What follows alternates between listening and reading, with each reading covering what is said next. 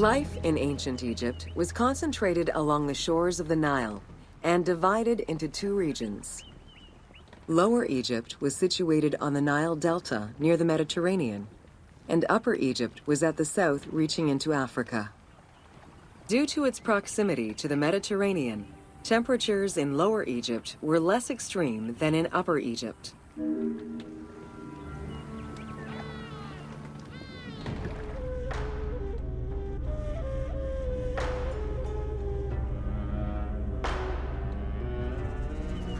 Until 3100 BCE and the unification of Egypt, each region had its own pharaoh and crown. Lower Egypt's crown was red and marked with symbols of papyrus and bees. Upper Egypt's crown was white, with symbols of lotus and sedge-grass.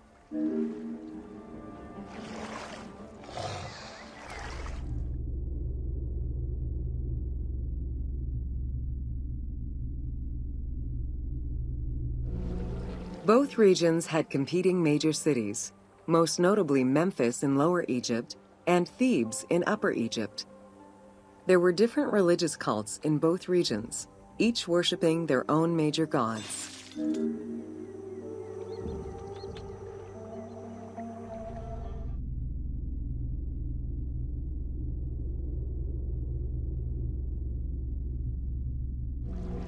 Many of the temples were designed in such a way as to represent the two regions, and ceremonies often incorporated Upper and Lower Egypt in their rituals.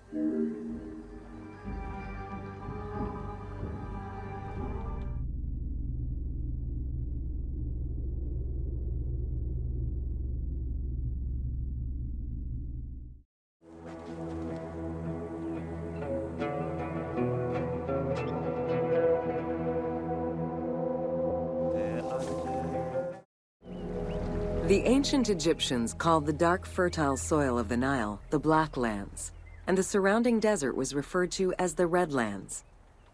The dramatic difference of productive land opposed to barren desert had a deep influence on cultural ideology, mythology, and religion.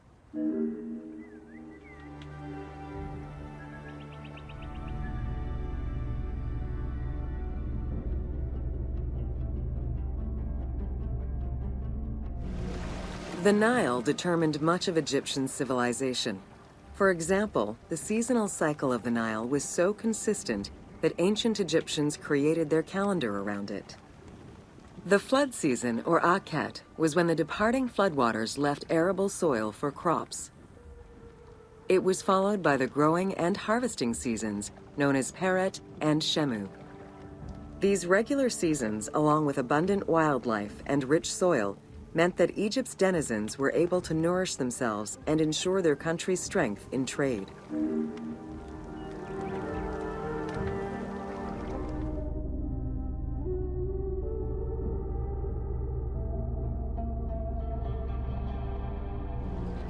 The River Nile, flowing from the south to the north, neatly traversed through both Upper and Lower Egypt. All of Egypt's major cities were built along this narrow ribbon of life. Protected by mountain ranges and deserts which acted as natural barriers to enemies, and sustained by the Nile's plants and wildlife, Egyptian civilization enjoyed economic and cultural prosperity for over 4,000 years.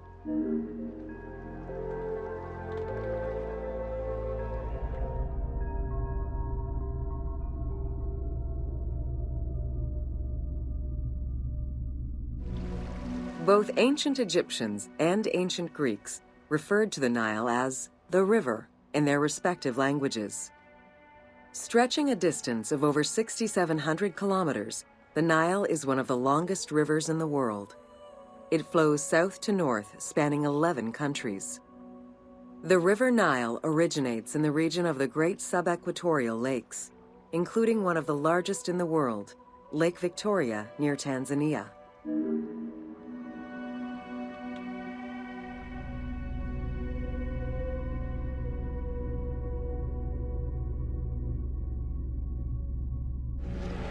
The river flows through African equatorial forests, swamps, volcanic lands, steppes, and deserts, splitting apart for a while and picking up various sediments from each region and carrying them all the way to Egypt. Its main artery, known as the White Nile, rejoins with the Blue Nile in Khartoum. This is where it weaves through rich deposits of silt and nutrients, carrying them along in its wake.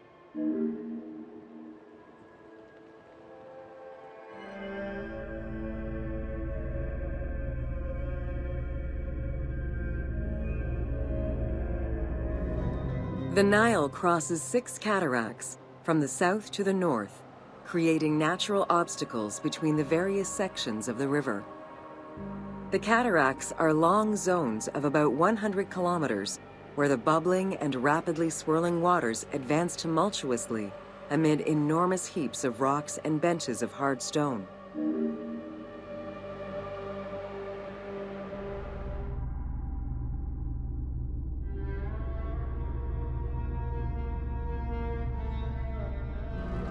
It is after crossing Nubia and the first cataract that the river officially returns to Egypt in Aswan. There are still 1,000 kilometers before it reaches Cairo and the Delta, bringing life to those living on its shores before it eventually empties into the Mediterranean Sea.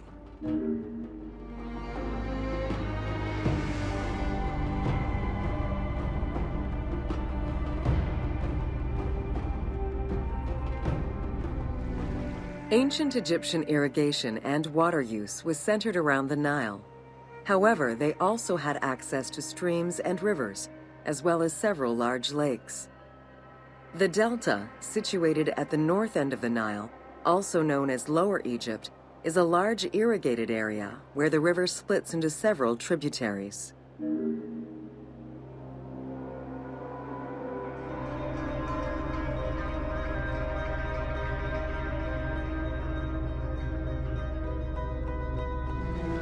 The Delta had several major brackish coastal lakes, bodies of water separated from the sea by thin strips of land. A mix of deep to shallow waters, salt swamps, and sand plains, these lakes were refuge to a wealth of species, as well as water and land plants. The occasional bandit could also be found sheltering within the denser reeds, waiting for the unwary traveler.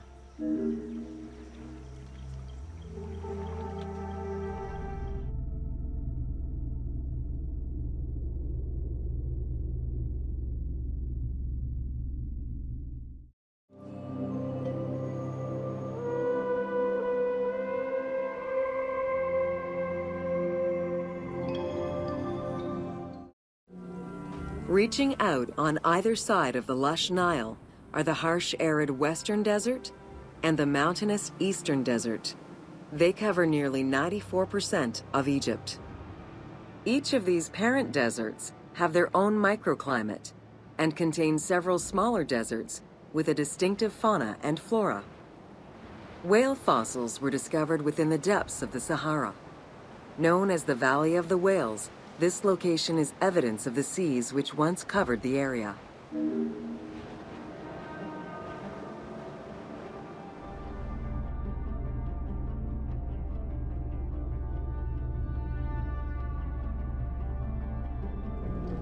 The White Desert in the northeast of the Sahara owes its name to its white limestone soil, contrasting with the yellow sand. The wind has eroded the rocks of the White Desert into stone mushrooms, the most famous of which is referred to as the Finger of God.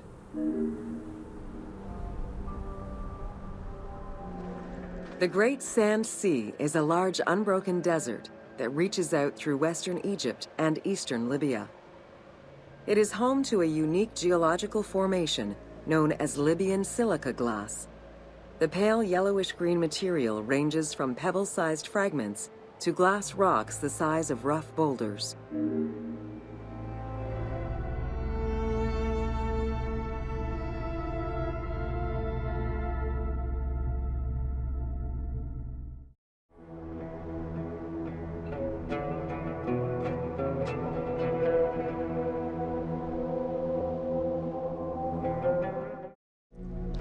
The Qattara Depression is located in the northwest part of Egypt.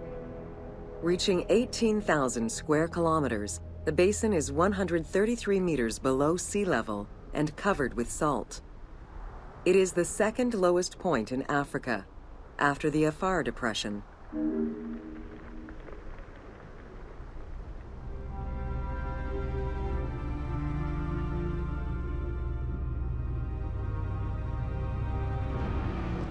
The climate is very arid, with average temperatures reaching 36 degrees Celsius.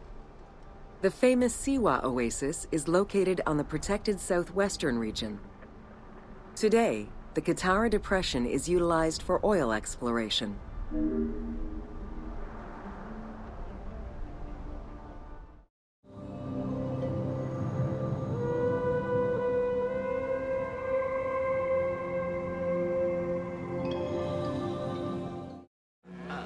The Siwa oasis is in the western desert of Egypt.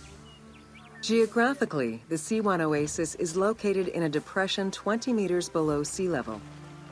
Its natural springs and warm climate aided in the bountiful production of date trees. Though clearly influenced to some degree by Egyptian and African culture, the area's isolation resulted in a unique society and language. While they worshipped the same deities, Siwan temple architecture differed from traditional Egyptian temples.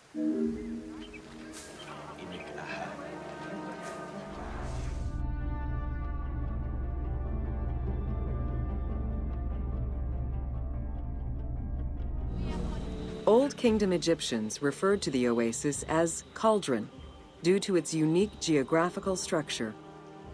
Oases were crucial for nomadic tribes and caravans. Without them, there was no chance of survival in an otherwise harsh landscape. As such, oases quickly became hubs for trade, as well as areas of political control.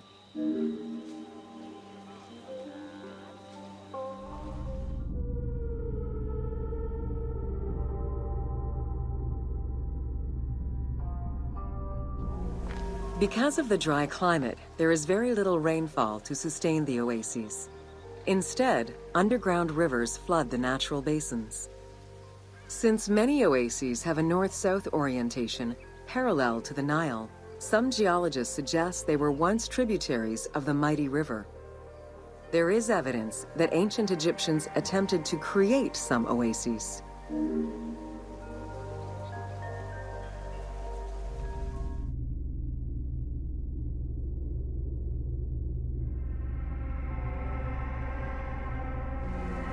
The Libyan oases are the best known, as they are geographically and culturally linked to the Nile Valley and the Delta.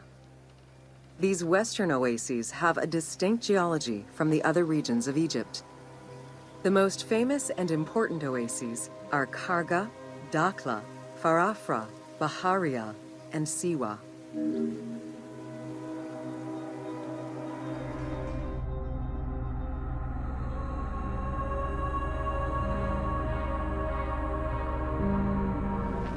The Spring of the Sun is one of many thermal sources in Siwa, with the particularity that Cleopatra would have bathed in this one, giving it its name. The presence of the source beneath was attested already by Herodotus during the 5th century BCE, when the oasis was called Amuneion by the Greeks of Cyrene.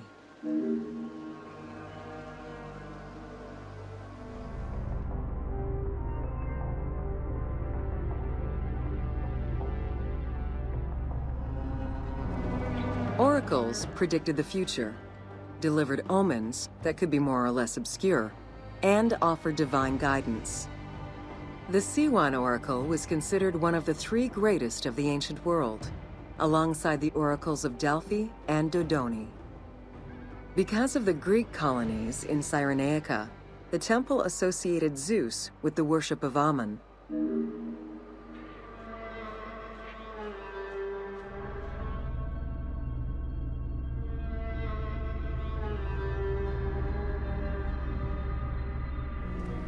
It is no wonder that Alexander the Great made the perilous journey to Siwa in order to consult the oracle, emulating the actions of mythical heroes such as Hercules and Perseus. This action earned the approval of the oracle, who validated his claim as pharaoh of Egypt. He was confirmed as the son of Ammon conferring upon him the most legitimate claim to date of all Egypt's foreign invaders.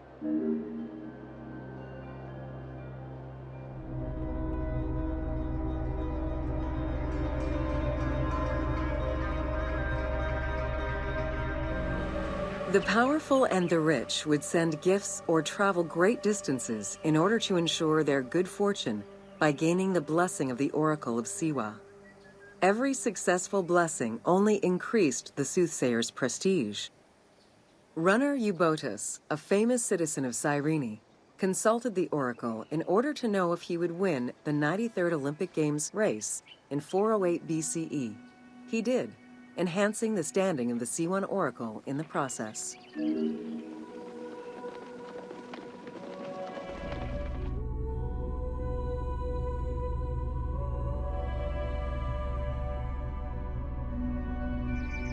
The Temple of the Oracle of Amun was built in the 6th century BCE by Pharaoh Amasis. In the game, its entrance is guarded by ram-headed sphinxes, the animal representing Amun. They were inspired by similar statuary located at the British Museum. Another option would have a Greek-influenced representation of Zeus Amun, a human-headed sphinx with horns. This representation of Zeus Amun was very popular in Siwa.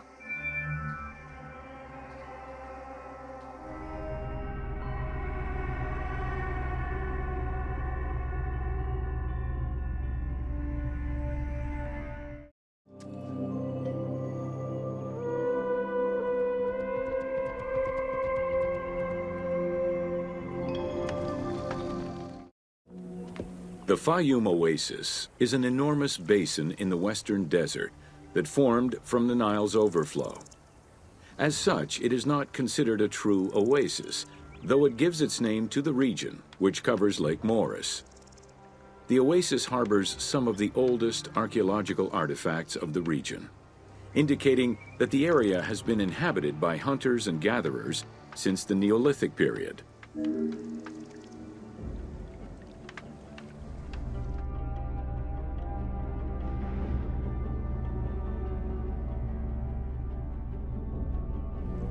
The Faiyum Oasis drains into Lake Moeris, which was a large freshwater lake, but at some time became a saltwater lake. In the 12th dynasty, ancient Egyptians redirected the water flow with a dam and dug a supply canal using the lake as their reservoir. Irrigation enabled them to continue growing crops of figs, grapes, and olives year-round.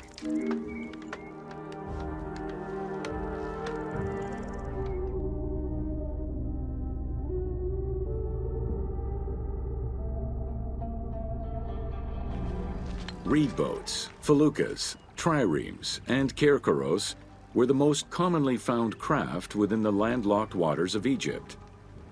They were used for various purposes, ranging from daily fishing, trade, warfare, and travel, to the ferrying of massive stone blocks used to build the great monuments of Egypt.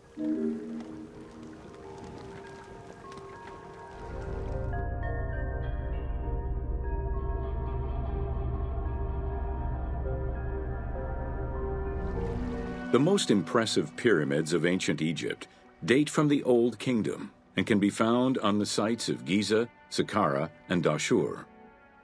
However, one particularly famous pyramid of the time is located elsewhere. During the Middle Kingdom, some pharaohs chose the Faiyum as their final resting place. One such ruler was Amenemhat III. His pyramid left a mark on the imagination of antique chroniclers. They refer to it as the Labyrinth, mostly due to the vast mortuary temple complex at the foot of the pyramid. Herodotus mentioned that he had visited 12 courts and over 3,000 of its chambers.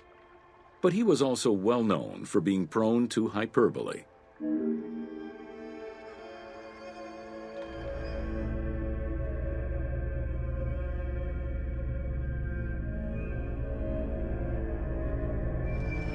Amenemhat's pyramid was built with a brick core and covered with stone slabs, designed to be impenetrable. The burial chamber, made out of a single block of sandstone, is unique in its design. Richard Lepsius and Flinders Petrie both explored the pyramid site, measuring 385 meters by 158 meters, and identified it as the location of the labyrinth. Their research conditions were difficult, as most of the site had been submerged by the nearby canal. Furthermore, the stones from the complex and the outer casing of the pyramid had been quarried away long ago. Ubisoft decided to give life back to this lost monument and the many crypts that were said to be devoted to the sacred crocodile god, Sobek.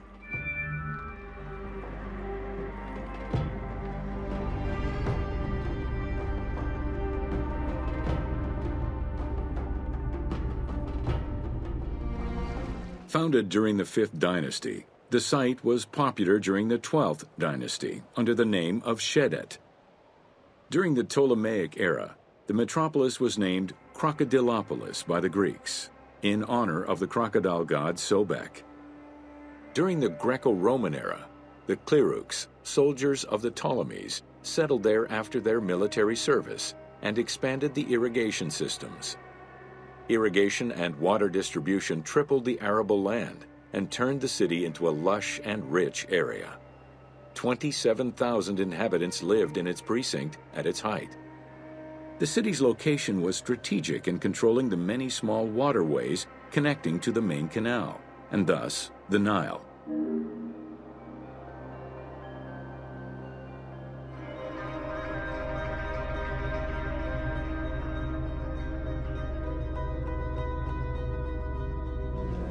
The region's main cult was that of Sobek of Shedet, a divinity associated with water and fertility, both very important to an area that depended on irrigation.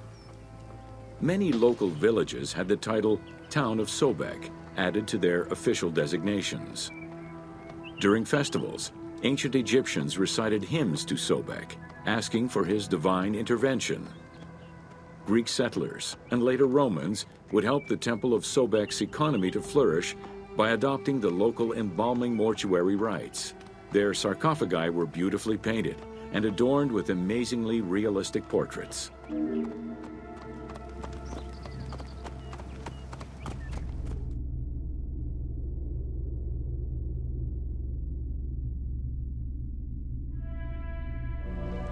Very similar to the cult of the Apis bull in Memphis, a living crocodile was worshipped within the precinct of Crocodilopolis's main temple. Known as Sobek to the Egyptians and Sukkos to the Greeks, it was reported by Strabo that priests fed it with meat, wine, and honeyed milk. They covered its body with jewels and gold. After its death, it was embalmed and placed within the crocodile's grotto, alongside thousands of other mummified crocodiles.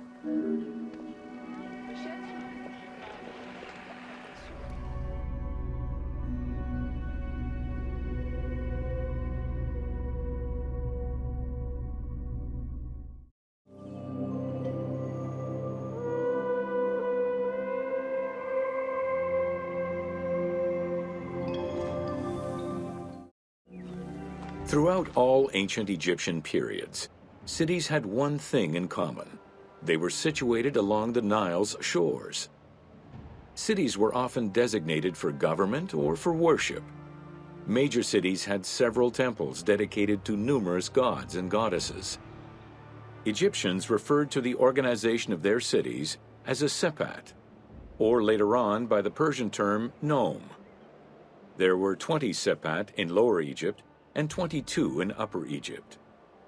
The capital city of ancient Egypt changed many times over the periods.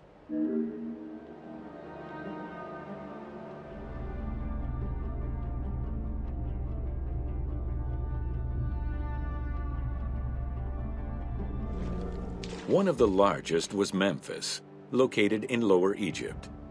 It was a key center for religious temples, including their most important deity, Ptah, god of creation. Thebes, located in Upper Egypt, competed with Memphis and featured as both a political and a religious center. Two important temples, Luxor and Karnak, were built there. A minor capital of the Sayyid dynasty was the city of Sais. This was the last native Egyptian capital of Egypt.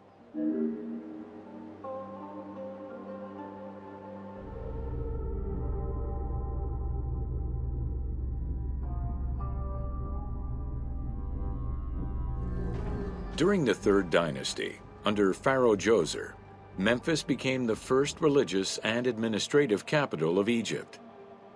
Even when the political capital of Egypt decentralized itself, pharaohs were crowned in this sacred city in order to legitimize their ascension to the throne, up to and including Alexander the Great.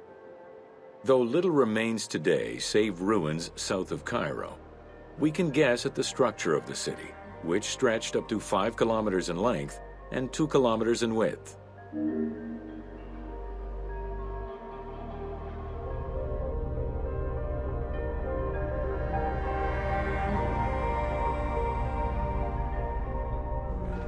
Memphis was also referred to as the City with 100 Doors, or the White Walls. These names were in reference to the wall which surrounded the city. Under the protection of Ptah, god of craftsmen, the city was a thriving religious and economic hub.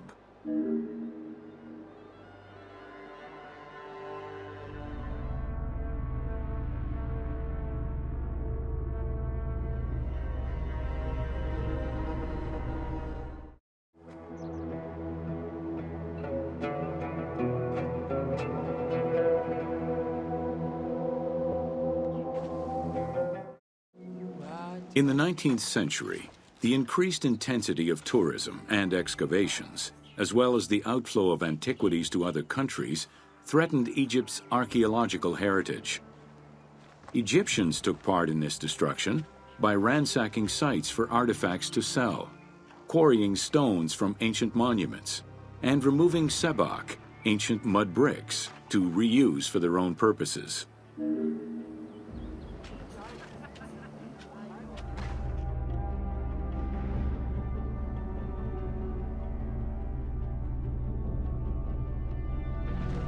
A major step in conserving Egypt's heritage was taken in 1858, when the Viceroy of Egypt created the Antiquities Service. Supported by a team of foreign scholars, Auguste Mariette exerted an iron grip on the service. He carried out his work across Egypt and into Nubia, intervening on almost every major site. Aware of the necessity of keeping unearthed artifacts in Egypt, Mariette requested a museum be created for that purpose in 1858. This museum was the ancestor of the Egyptian Museum.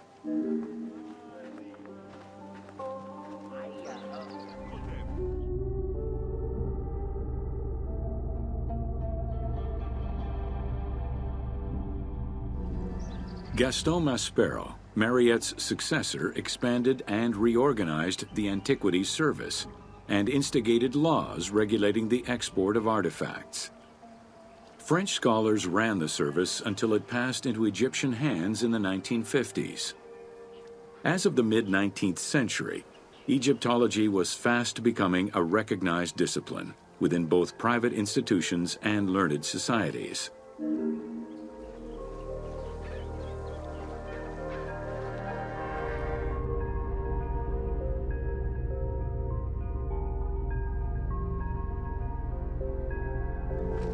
A French architect, archaeologist, and former researcher, Jean-Claude Golvin, now specializes in the artistic reconstruction of ancient cities and monuments.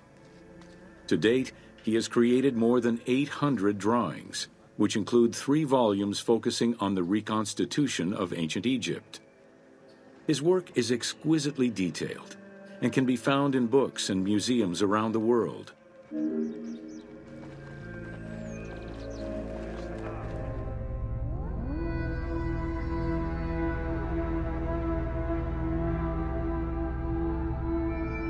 The team was thrilled to collaborate with Jean-Claude Golvin in order to recreate Egypt for the game. In the 19 exclusive watercolors he created for the team, Golvin used scientific data as the base and then extrapolated to provide a full interpretation of various locations and monuments in ancient Egypt. Both early sketches and fully rendered images were then used by the team as references while building the world of Assassin's Creed Origins.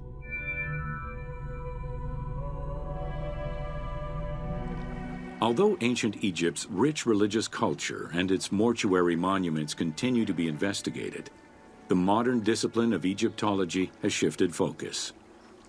Rather than single-mindedly retrieving impressive artifacts, Egyptologists today focus instead on increasing the body of knowledge. In the past, excavations took place in the field, and while that is still the case today, much of the work on Egyptology now takes place in libraries and archives.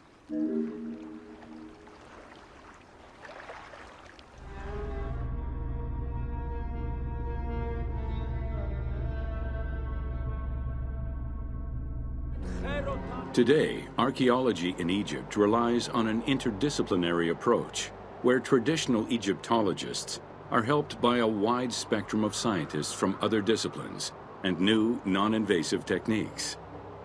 GPS data, satellite imaging, and ground-penetrating radar allow archaeologists to gain a sense of what lies underneath the ground before excavating.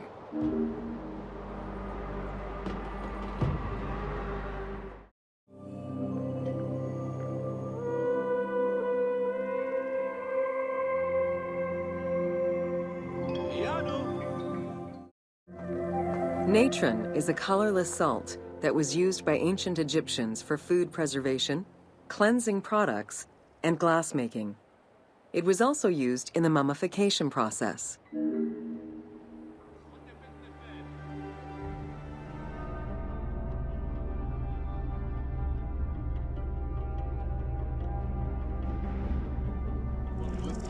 During the ceremonial embalmment ritual, the priests packed the body in natron in order to remove all of the moisture.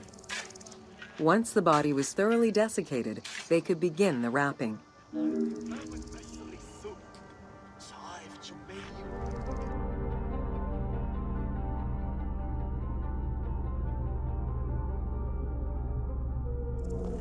Natron was mined in Wadi Natron. The main mining methods involved either cutting slices out of the lake bed when it was dry, or raking through mineral-saturated water to gather the mineral salts during the floods.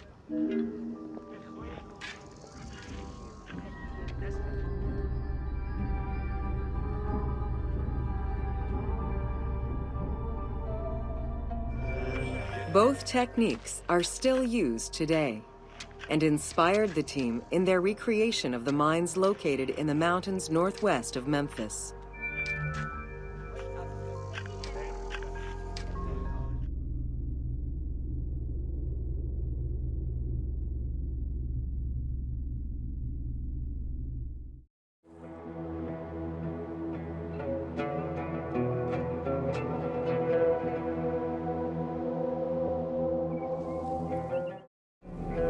Both domesticated and wild animals were features in ancient Egyptian bas-reliefs as early as the First Dynasty.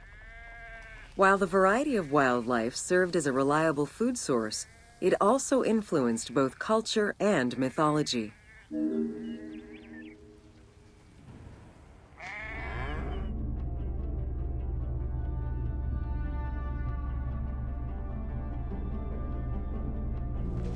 Egypt's terrain allowed for a diverse range of animals, including panthers, rhinoceroses, elephants, and many variations of antelopes.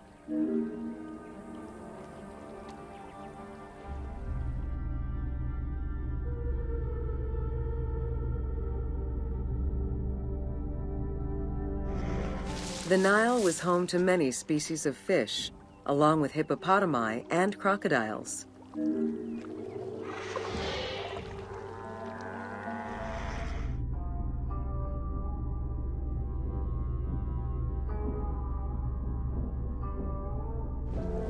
The wide variety of birds that populated the riverbanks, from raptors and waterfowl to songbirds, were all cataloged within Egyptian hieroglyphic signs. Encounters with reptiles and insects, such as cobras, scorpions, and scarabs, influenced hieroglyphs and art.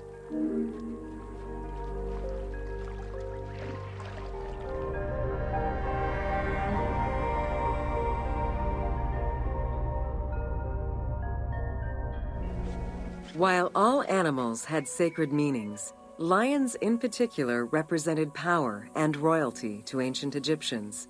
They were so prized by pharaohs that they were hunted to extinction within Egypt.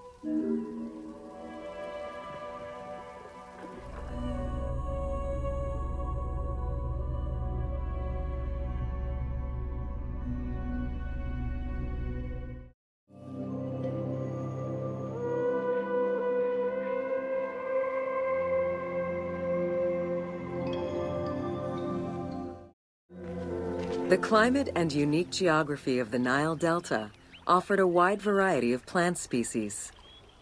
Many of these plants served as sustenance for ancient Egyptians and as crops for trade. The Nile's consistent seasons allowed Egypt to sustain itself for centuries.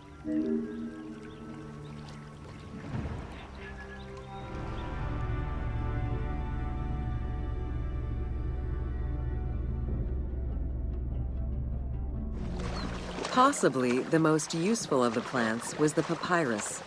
This tall sedge plant grew in abundance along the water's edge of the Nile. Commonly known for its use as paper, the ancient Egyptians found many other functions for it, including rope, sandals, and mats. Papyriform boats made from the plant are seen in paintings and reliefs, and were used in ritualistic ceremonies.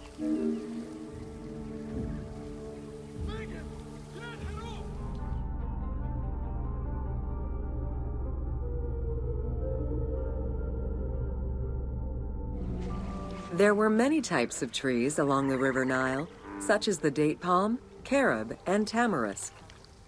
The earliest fruit tree cultivated was the fig tree, followed by apple, pomegranate, and eventually olive trees during the era of the New Kingdom.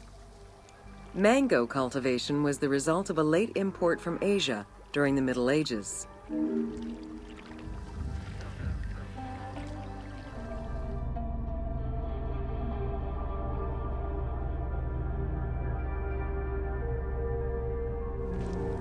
Some trees were associated with gods, such as the acacia with Horus. The divinities Thoth and Seshat were depicted inscribing the reign of the king into a Persea tree. The sycamore was connected with the goddess Iset, patron of the ritual of life.